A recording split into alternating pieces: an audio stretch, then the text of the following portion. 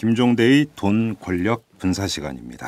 자, 김종대 편집장 모셨습니다. 어서 오십시오. 안녕하세요. 네. 자, 이제 두 분밖에 안 남았어요. 네, 겨울에 시작해서 겨울에 끝나나요? 뭐 3월에 시작했는데. 그때 날씨 추웠어요. 예, 그때 북한 미사일 뻥뻥 쏘고 진짜로 핵실험하고.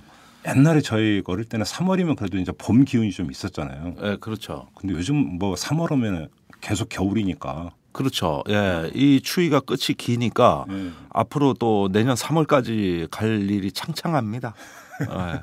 그렇죠. 예, 머리는 자꾸 빠지고. 네, 아무튼 이제 그 김종대의 돈 권력 군사 시간도 이제 서서히 이제 마무리를 좀 해야 될 것 같은데. 네. 이번 주하고 다음 주는 어떻게 좀 그러니까 총괄 마무리를 한번 가볼까요? 예, 시당초 이 어떤 코너를 시작할 때, 네. 제가 이제 어떤 군인의 삶과 군대 윤리부터 시작을 해서 예. 여러 가지 다양한 주제를 다루고 또 많은 주제로 이제 우리 청취자들하고 만나 뵙게 된 것 같아요. 네. 그렇다면 역시 끝도 우리 국방이 그럼 과연 어디로 가야 되는가 이런 좀 결론적인 어떤 진단을 내리는 걸로 해서 예. 이 어떤 이털남의 이 인기 코너를 예. 마무리 짓는 것이 좋겠다는 생각이 들어요. 근데 국어 시간에 배운 양괄식. 양괄식, 네, 오랜만에 듣는 용어네요. 예, 그렇죠. 네, 그렇습니다. 양괄식. 예. 자, 이제 미괄로 가는 거죠, 우리가. 그렇죠. 예. 옛날에 나는 졸다가 결론이라고 국어 선생이 여기부터 결론이라고 표시해 주잖아. 그랬어요? 네, 왜 국어 시간에 서론 본론 이래 나눠주잖아요. 예. 결론을 결혼이라고 썼다 뒤지게 얻어맞았어. 네. 이제 그 부분에 도달한 거예요. 예. 네. 알겠습니다. 자, 어떤 얘기를 풀어가자고요? 네. 자, 그러면 우리가 이제 그동안에 현미경으로 미시적으로 이래 들이파는 건 많이 했잖아요. 그죠? 예. 근데 역시 끝부분은 조금 좀 망원경으로 예, 넓고 크고 길게 좀 보자는 겁니다. 우리 안보 체제 어디로 가나? 예, 우리 최근에 장성택 실각을 국가정보원이 거의 말로 홈런 치다시피 정보를 수집해가지고 주가를 잔뜩 올려고 그렇죠. 그런 다음에 이제 그거를 다른 부처에 서비스해줘서 청와대나 통일부가 일하도록 해줬으면 얼마나 좋았겠습니까? 네. 그런데 국정원 개혁 특위가 이제 여야 간에 소집되는 그날 오후에 언론사에 이걸 홀라당 뿌려가지고 그렇죠. 자기가 직접 써먹었어요. 그렇죠. 그러니까 정보 서비스가 아니라 정보를 자기가 활용하는 집단이 됐습니다. 그리고 통일부 장관과 국방장관이 약간씩 또 엇나간 얘기하고. 그렇죠. 예, 그런 것 때문이라고는 보여지는데 이제 청와대에서 NSC 사무처 즉 상설 조직을 앞으로 운영해서 보다 컨트롤 타워로서 외교안보의 어떤 기능을 강화하겠다. 그래요. 그 얘기부터 한번 풀어가 보죠. NSC 사무처를 만든다. 네. 야당도 그거에 대해서 호평을 했던데 네. 뒤늦게나마 다행이다. 네. 이런 이제 논평이 나왔어요. 네. 자, NSC 사무처가 어떤 기능을 하는 기구입니까? 그러니까 국가가 외교안보를 하는 데는 두 가지 방법이 있습니다. 첫 번째는 대통령 중심 즉 프레지덴셜 시스템이 있고요. 그다음에 장관 중심으로 하는 시스템 세크리테리얼 시스템이에요. 그런데 우리나라 외교안보는 이제까지 어떤 청와대에서 이렇게 관리 감독하고 정책을 조정하는 기능보다는 장관 중심으로 이렇게 협의체 중심으로 운영돼 왔거든요. 이것을 다시 대통령 중심으로 바꾸겠다. 대통령실에서 모든 어떤 정책 조정, 정보 관리, 그다음에 이제 정책 기획 기능까지 이것까지 이제 상시적인 조직을 만들어서 하겠다. 당연히 이제 각 부처에서는 싫어하는 방향이에요. 그러나 대통령 중심제 국가고 외교안보는 통합돼야 되기 때문에 뒤늦게나마 방향 자체는 잘 잡았다고 봐요. 국방장관 중심으로 가면 아무래도 군사적 측면이 더 이제 강조가 되겠죠. 아무래도. 이렇게 장관들의 협의체 중심으로 느슨하게 청와대가 운영을 하면 두 가지 문제를 해결할 수가 없습니다. 첫째는 부처 비밀주의입니다. 좋은 정보는 자기가 써먹어야 됩니다. 그러니까 이제 서로 정보 공유를 안 한다. 잘 안 해요. 그다음에 대통령하고 직거래를 하려고 그러겠죠. 좋은 정보를 왜 여러 장관이 있는 데서 써먹습니까? 지금 국정원의 행태가 바로 그렇죠. 그래서 이쁨 받으려고. 두 번째 부처 이기주의입니다. 이건 뭐냐면 자기 조직과 기득권 늘리기예요. 이런 쪽으로 정책이 자꾸 악용되니까 정책의 주도권 경쟁이 심화되고 각 부처마다 이제 각기 다른 목소리가 나옵니다. 그렇죠. 이런 게 최근에 장성택 사망 처형설에 대한 어떤 각 부처의 각기 다른 목소리가 그런 사례라고 할 수 있어요. 다른 분야는 그 관도서 안보 분야에서 그러면 안 되죠. 안보 분야는 그러면 안 돼요. 그렇죠. 예. 그런데 이런 것들을 청와대 상설 조직이 이제 관리하게 되면 그런 현상은 줄어든다고 봐야 되겠습니다. 근데 저는 그래서 좀 그 뉴스를 보면서 이해가 안 됐던 게 노무현 정권까지는 그게 유지가 됐었잖아요. 그러니까. 이명박 정권에서 없애버렸던 거잖아요. 없앴죠. 이명박 정권은 도대체 무슨 생각으로 그걸 없앴을까? 심지어는 그 청와대 상황실이 있어요. 예. 그 각 부처의 외교안보 치안 정보가 이렇게 실시간으로 수집되는 이것까지도 없애려고 그랬어요. NSC 없애는 걸로 성의 안 차서. 그런데 인수위 기간에 남대문이 홀라당 탔다고. 그렇죠. 그러니까 갑자기 저런 게 불타면은 청와대에서는 일처리를 어떻게 하냐 그러니까 상황실 만드는 대로 정보가 종합되는데 그게 없애기로 됐습니다. 이러니까 다시 살려. 이래가지고 그 상황실만 살려놨다고. 국정 상황실 말씀하시는 건가요? 아니 국정 상황실은 옛날에 DJ 땐 거기서 외교안보 모든 국정 상황이 다 통합돼 있다가 예. 노무현 대통령 때 돈을 한 30억 들여가지고 예. 그 청와대 그 헬기가 내리는 잔디밭 지하에다가 외교안보 그 국가 위기 관리를 할 수 있는 상황실을 별도로 만들어서 국정 상황실에서 외교안보가 떨어져 나왔죠. 네. 예, 이렇게 해가지고 이제 그 육해공군이라든가 국정원이라든가 어디 경찰이라든가 이런 것들이 연결이 되는 위기관리 센터란 걸 만들었었습니다. 예. 요거를 이명박 대통령 때 없앨려다가 안 되겠다 해서 상황실로 격화시켰다가 네. 결국 정권 말기엔 다시 위기관리센터로 됐어요. 그러니까 돌고 돌아 원위치인데 예. 그걸 그렇게 우매한 짓을 한 거죠. 전 정권이 한 건 다 싫어했으니까. 그 이유로. 그 이유 하나예요. 그렇습니까? 예. 그거 하나예요. 그러다가 박근혜 정부 와서는 NSC 자체도 이제는 옛날 체제, 그 노무현 정부 때 그 체제로 돌아가고 그 NSC 상임위 이건 이제 그 부처 장관들이 상시적으로 이렇게 모이는 정례적인 정책 조정 기구거든요. 이것도 부활하겠다. 그런데 그래서 이제 김장수 안보실장이 관장을 하기로 했잖아요. 그렇습니다. 그렇게 되면 힘이 김장수 실장에게 너무 집중이 된다. 네. 그래서 뭐 이제 다른 부처나 기관에서 또 볼멘 소리가 나올 수도 있지 않을까요? 나올 수 있죠. 노무현 대통령 때 이종석 차장한테 힘이 집중됐다고 막 공격을 하지 않았습니까? 예. 그런데 지금도 이제 그런 형태로 가는 거긴 하지만은 물론 약간 경우는 다릅니다. 완벽한 부활은 아니에요. 제가 보기에는 좀 문제가 있어요, 사실은. 어떤 문제가 있습니까? 그러니까 이런 걸 만드는 이유는 상설 조직을 만드는 이유는 외교, 국방, 통일, 정보 이런 어떤 기능의 그 실무자들이 모여서. 네. 상시적인 한 사무실에 모여가지고 그룹 디시전 메이킹을 한다. 즉 집단 의사결정을 하기 위한 기구인데 네. 원래는. 예. 그런데 지금은 이 보수 정권에서 이제 군사 쪽으로 이게 편중이 되다 보니까 예. 이런 조직을 만들어도 상대적으로 군의 비중이 너무 높아서 예. 결국은 그룹 디시전 메이킹이 아니라 집단 사고 그룹 싱킹에 빠진다 이겁니다. 아하, 예. 이거는 오히려 안 하느니만 못해요. 근데 그건 이제 인사 문제잖아요, 사실. 인사 문제죠. 운영의 문제죠. 예. 시스템 문제라기보다는 운영의 문제죠. 그렇죠. 그 부분의 문제가 아직은 해결이 안 돼 있어요. 예. 그런 상태로 일단 조직을 부활하는 쪽으로 방향만 잡아놓은 겁니다. 그러니까 사실은 여러 가지 관점이 섞이면서 거기서 네. 종합 결론이 도출이 돼야 되는데 그렇습니다. 여러 사람은 모여 있지만 관점은 하나일. 네, 이런 가능성이 있다 이거잖아요. 그러면 재앙이 되는데, 그렇죠. 예, 그 부분이 운영상의 어떤 그 앞으로 어떻게 운영상의 어떤 그 개선점이 아직 안 보인다는 거, 네. 이게 이제 한 가지 위험성이고, 두 번째는 정보기관의 대통령 직거래를 다 폐지해야 됩니다. 예. 그래야 이 조직이 삽니다. 아하, 그렇죠. 예, 어떤 그 기무사, 국정원 다 단독 플레이하고 네. 저렇게 맘대로 언론 플레이하면은 이 조직 왜 있겠습니까? 네. 그러니까 부처의 그 방만한 자율권 행사 예. 이걸 막아야 돼요. 예. 대통령하고 직거래하면 안 됩니다. 예.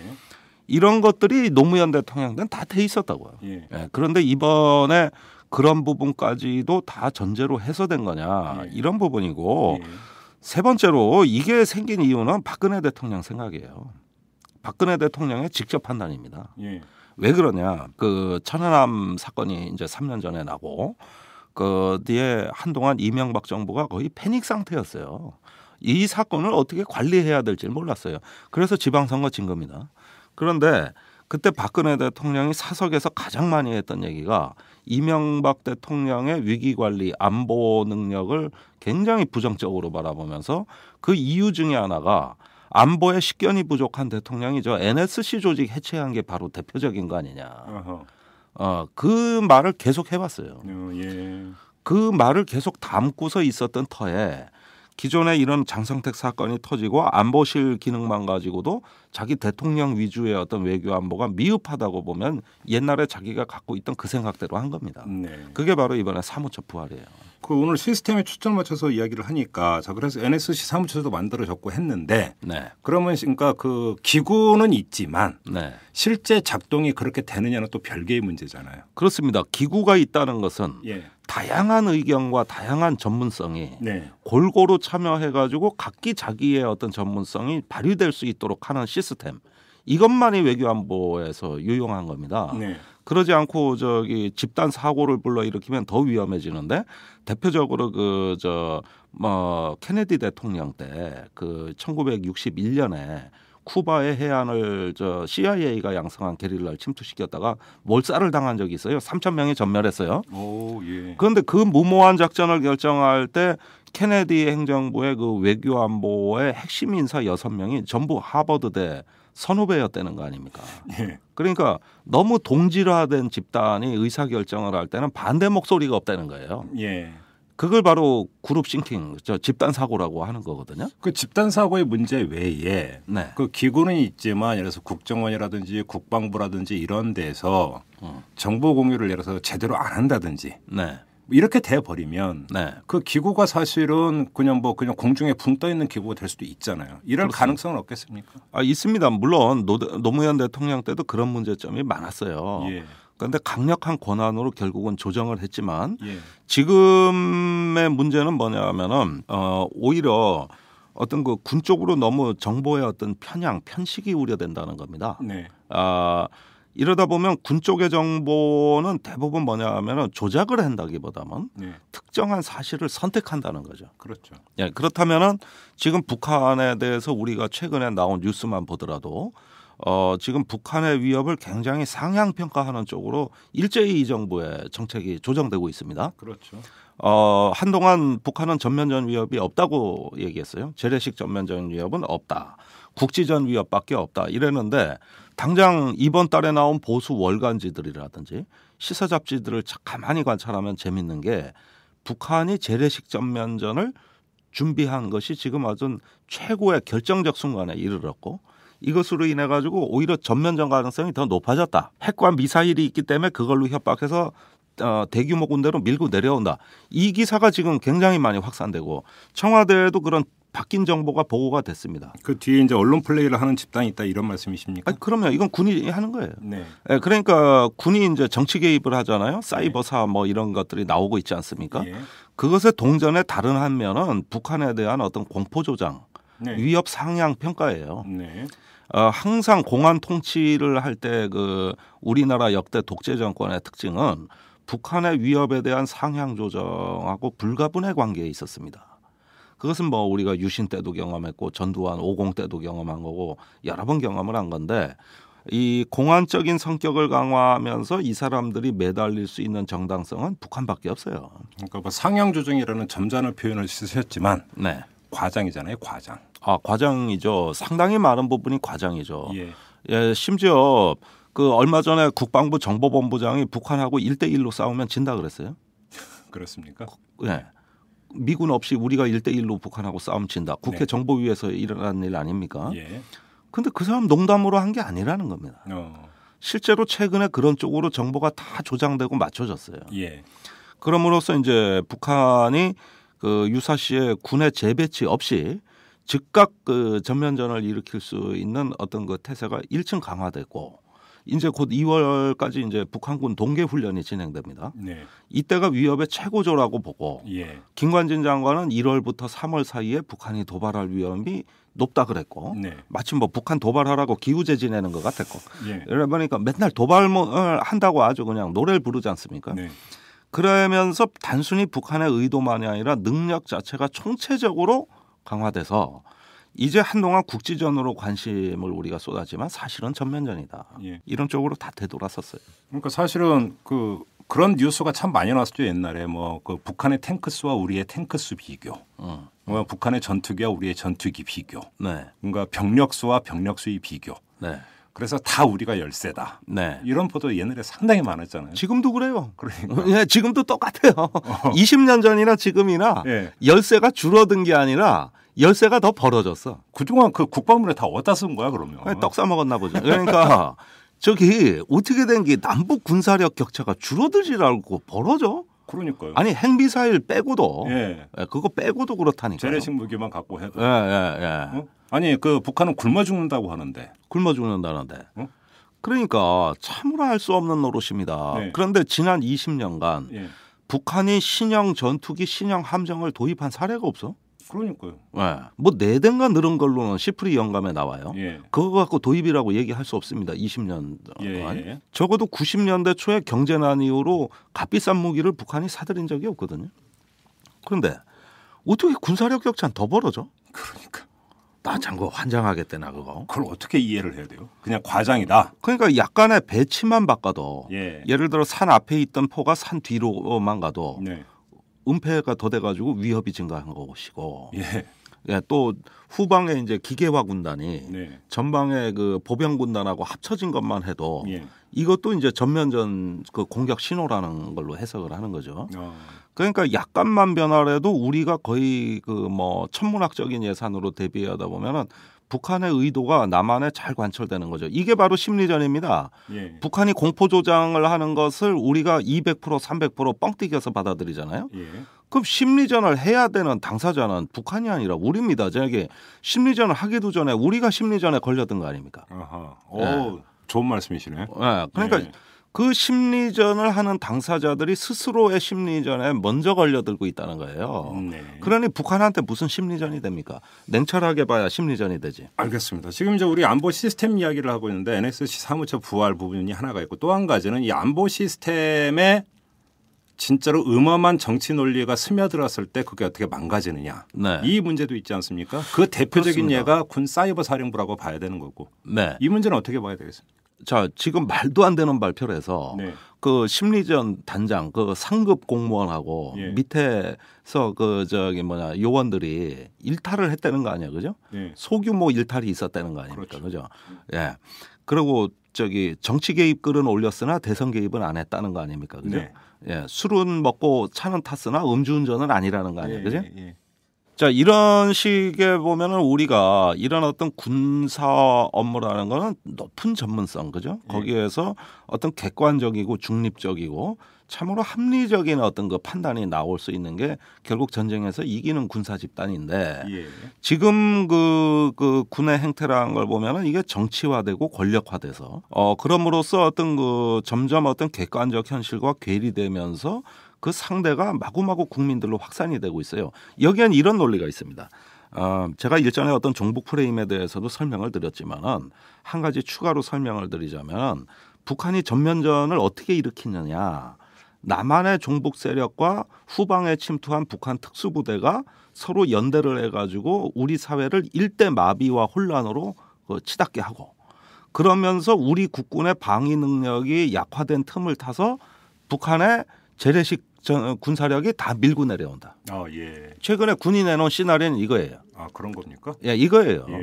그래서 종북 세력과의 이 심리전 종북 세력 척결이라는 건 뭐냐면은 그걸 군사 작전으로 봤다는 거예요.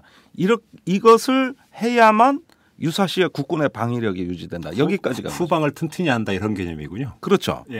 그러니까 어느 쪽이 먼저 교란되는가 약화되는 걸 봐서 그리로 집중해서 쳐들어오겠다 이거거든요. 그래서 이제 우리 종북 세력이 북한이 전면전 침공을 할 때 일종의 가이드 역할을 하게 될 거다. 이 시각이에요. 그러니까 쉽게 하면 옛날에 이제 보면은 안에서 성문 열어주는. 안문에서 성문 열어주는. 딱 그 개념이에요. 정확하게 그거예요. 이것 때문에 지금 종북 내전을 수행하겠다는 겁니다. 자, 그렇다면 원래 한국 전쟁 국제전입니다. 어떤 국제 세력, 냉전의 양 진영이 충돌한 세력이에요. 물론 한반도 내전이라고 하지만 사실은 국제전이고 휴전선은 세력 균형선이었습니다. 그런 점에서는. 그러나 이 시각대로라면 이거는 내전적 사고 방식입니다. 그렇죠. 어떻게 보면은 북한이 그러면 쳐들어오지 않더라도 먼저 그 쳐들어오는 걸 막기 위해서라도 남한에서 내전을 먼저 해야 된다는 사고방식이거든요. 예. 그런 논리에서 5.18 광주민주화운동 그 강경 진압한 거고요. 예. 예, 다 유혈 진압 그런 식으로 이루어져 왔어요. 예. 예, 그게 그러면 다 정당화되고 합리화됩니다. 예. 자, 이렇게 어떤 북한의 전술을 우리가 최근에 자의적으로 주관적으로 해석을 바꿔보니까 이런 현상이 정당화돼 버린 거고 여기서 이제 우리 군대의 가장 중요한 어떤 거 하나의 축이 붕괴되기 시작합니다. 바로 우리 장교단의 집단 정신이 심각하게 어떤 그 왜곡된 방향으로 치닫기 시작을 하게 되는 겁니다. 네. 우리 장교단의 집단 정신, 즉 군인다움, 어떤 엘리트 장교로서의 어떤 그 갖고 있는 집단 정신, 이건 뭐냐하면 오로지 북한을 바라보면서 그 자기 나름대로의 군사적 식견과 합리성으로 판단을 하고 그다음에 계획을 세워서 이 국민이 우리한테 수임을 해준 국가 안보에 책임성을 갖는다. 이게 집단 정신이에요. 예를 들어서 그런 것들이 잘 발달된 어떤 그 과거의 독일군의 장교들하면 창의와 혁신이 집단 정신이었고 이스라엘 같은 경우에 장교단의 집단 정신이라고 하면 누가 뭐래도 강력한 생존 의지로 표상이 된다고 할 수 있는데 그럼 한국군의 집단 정신은 뭐냐? 군인다움이란 게 뭐냐? 우리 장교단에 이런 거를 보면은 답을 못 내리겠어요. 정북척결인가 보죠. 네, 그러니까 무슨 괴물 덩어리 집단을 만들어 가지고 그래가지고 이런 걸 규율하는 거 상금 같은 걸로 한다는 거 아니에요. 장교들의 집단 정신 얘기니까 여기서 잠깐 새길로 빠져갖고 얼마 전에 뉴스 나왔잖아요. 이 옛날에 불온도서 지정했던 것처럼 불온곡을 지정했는데 아리랑도 지정돼 있다. 아리랑도 들어가 있고. 아니 도대체 뭔 얘기예요 이게 도대체? 그러니까 이게 바로 예. 저기 이 장교단이 왜 이렇게 엉뚱한 그 문화를 갖게 됐냐 하면은 과거 일본식의 어떤 그 장교 문화, 즉 죽음을 미화하면서 철저히 어떤 개인을 부정하는 일본식의 집단주의와 미국식의 합리주의가 엉성하게 결합이 돼 있다가 그래서 자기 스스로 정체성을 형성 못하고 있다가 네. 거기에다가 정치 바람을 타서 예. 말하자면 정치에 오염돼서 예. 이런 어떤 그 스스로의 장교의 어떤 똥폼 잡는다는 거죠. 일종의 어떤 그 자기 과시욕이 결부되니까 예. 국가 안보는 자기들 혼자 하는 거라고 스스로 믿고 있는 이 자들이 예. 국민을 향해서 우리가 전쟁을 할 수도 있는 일종의 특권부여입니다. 자기들 스스로. 네. 그래서 국민들을 도덕적으로 판단해 버립니다. 아 근데 그거하고 아리랑하고 도대체 뭔 상관이 있냐고. 그러니까 사회를 오염된 걸 도덕적인 징벌자로서 나섰기 때문에 예. 거기에서 모든 걸 규율하는 그러니까 그 어떤 사회에서 오염돼서 들어온 장병들 있잖아요. 예. 노래방에 가면은 그거 있는데 이 저기 뭐야 자기들이 그 도덕적 판단관으로 들어가는 거예요. 그러면 아리랑 뭐냐 늘어진다 이거요. 그러니까 그거죠. 그러니까 내 빠진다 이거야. 사람 축축 처지게 한다. 축축 처지게 한다. 이런 거 부르면서 행군하면은 애들 다 쓰러진다. 예. 이 사고예요, 오로지. 그겁니까? 예, 그거예요. 예. 그다음에 운동권 가요들. 그다음에 운동권 가요도 사실은 좋은 곡이 많잖아요. 예. 그거 목조리 안 되는 거고 그죠? 그러니까 그러면 비탄조의 노래나 재즈나 이런 것들 아예 접근 불가네요. 그러니까 그 문화적 편식성에다가 예. 거기에다 독서량 부족. 나 우리나라 장교들 같이 책 안 읽는 사람들은 진짜 보다 못 봤어요. 너무 일반화한 아니 저 국방부 서점이 망했어요. 주변에 2만 명의 군장병이 있는데 예. 코딱지만한 서점이 망했어. 예. 그런데 저기 임대료가 너무 비쌌던 거 아닐까? 그 국방부 합참 청사가 현대식 건물이 많이 졌잖아요. 예. 어떻게 도서관 하나를 안 짓습니까? 없나요? 없어요. 아 진짜요? 네. 그러니까 무슨 저기 괴물을 양성하는 그 건물들인데. 예. 제가 대학원에서 이렇게 강의하다 보면 이거 학생들이 들으면 좀 그렇지만 군인들 제자가 많은데 그 고전 읽은 애들을 내가 거의 못 봤어요. 이 안보에 그 읽어야 될 고전들이 있거든요. 예. 클라우제비치 같은 거. 리델 저도 읽었는데. 예, 이런 것들을 거의 독서하는 장교를 내가 본 적이 없고 결국은 그럼 무슨 문화냐? 골프 문화, 음주 문화, 성폭행 뭐 이런 것들이 왜 그 군인의 마치 이미지처럼 우리가 비춰지느냐 이겁니다. 제 얘기는. 그건 장교들의 집단 정신이 없기 때문이에요. 그리고 이건 정권 바뀌면 또 바뀌어요. 이런 식의 어떤 그 군대 윤리의 허약한 기반에다가 여러 가지 어떤 그 어떤 군사를 대부분 미국에 의존하면서 자기 스스로 기획하고 결심하고 판단할 수 있는 어떤 내적인 역량의 발육부진 여기에다가 아직도 어떤 무언가 전방에서 고생하면 나만 고생한다는 어떤 스스로 갖고 있는 피해 의식, 서러움, 이런 것들 또 사회에 대한 두려움과 적개심. 예. 사회는 오염돼 있다고 보는 어떤 사회 비하. 예. 이런 어떤 안 좋은 문화가 최근에 누적이 되면서 예. 굉장히 어떤 불미스러운 일들을 많이 만들었습니다. 예. 이건 우리 장교단의 위기입니다.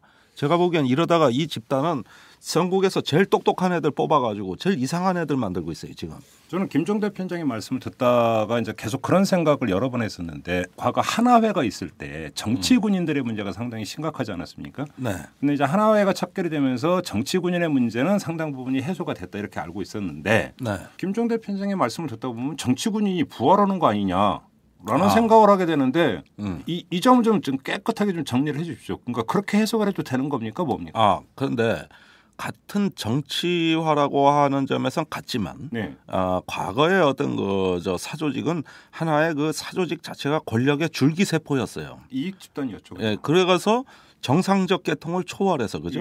예, 국방장관도 필요 없고 육군 총장도 필요 없어요. 그래서 그 보안사령관 전두환이 국방장관 노재현을 연행해 버린 거 아닙니까, 그죠? 네. 하극상을 밥 먹듯이 했잖아요. 정승화 총장도 연행했고 이성 계엄 사령관도 하루 아침에 모가지 떨궜잖아요. 예. 하극상이 가능한 말하자면 어떤 정권의 친위 부대 또는 어떤 한 세력으로서 그 자체가 권력이었다면 네.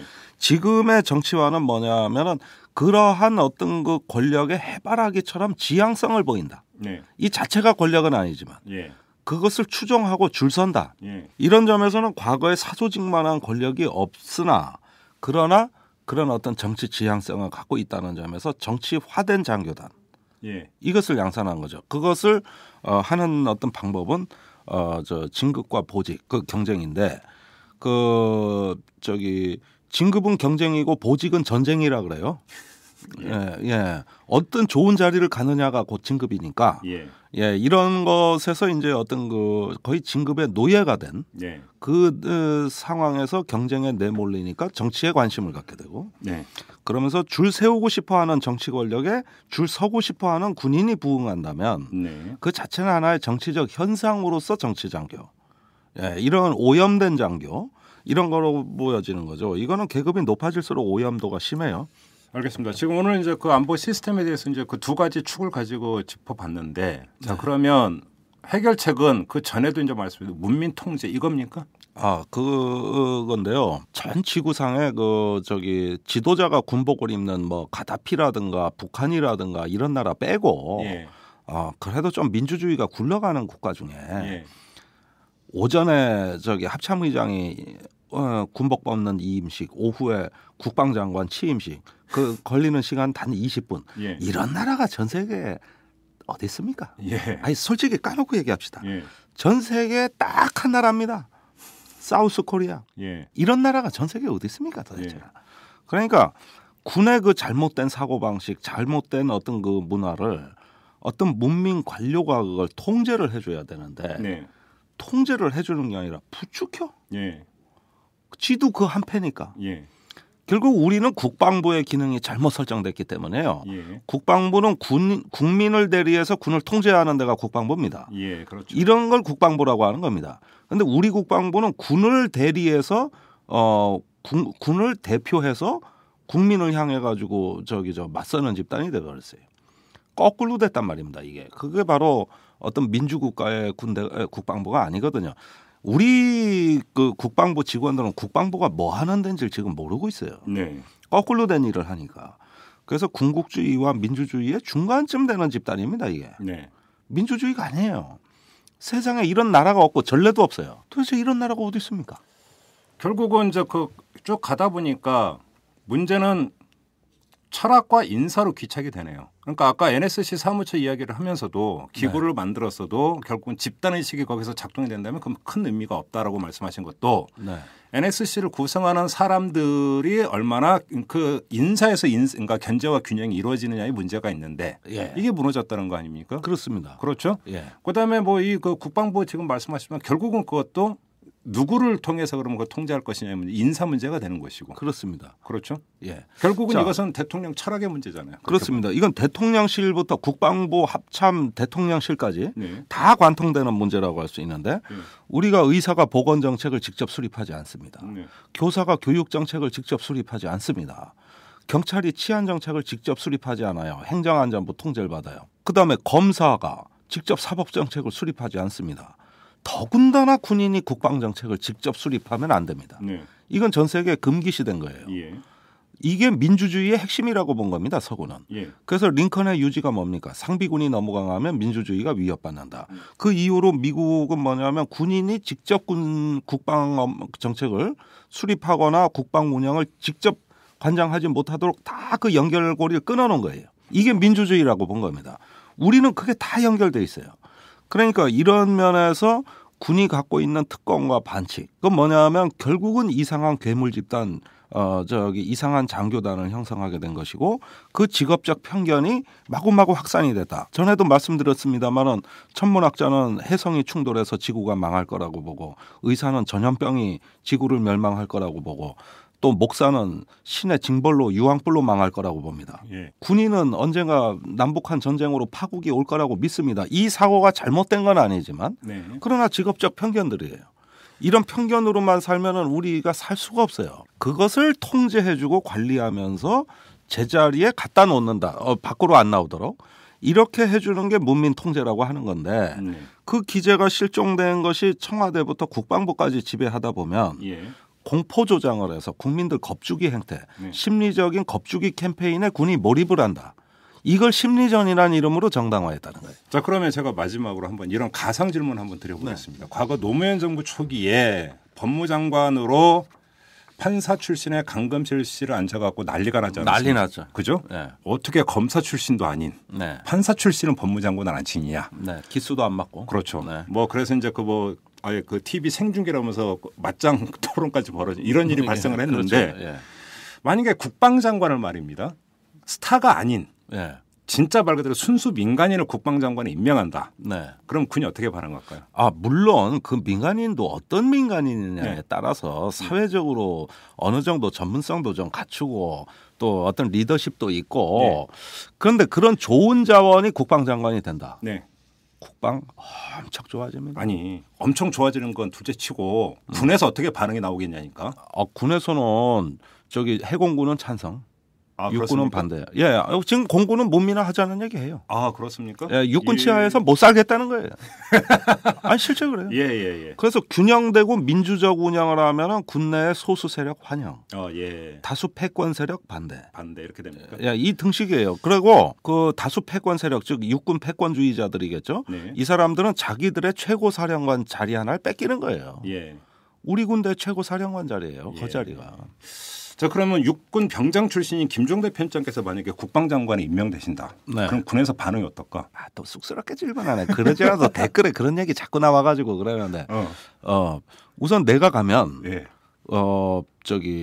기무사를 저는 강화시켜야 되겠죠. 지금 누가 공약하래? 군 반응이 어떨 거냐니까. 아니 그 반발하는 애들이 너무 무섭거든 나는. 그러니까 기무사가 필요하지.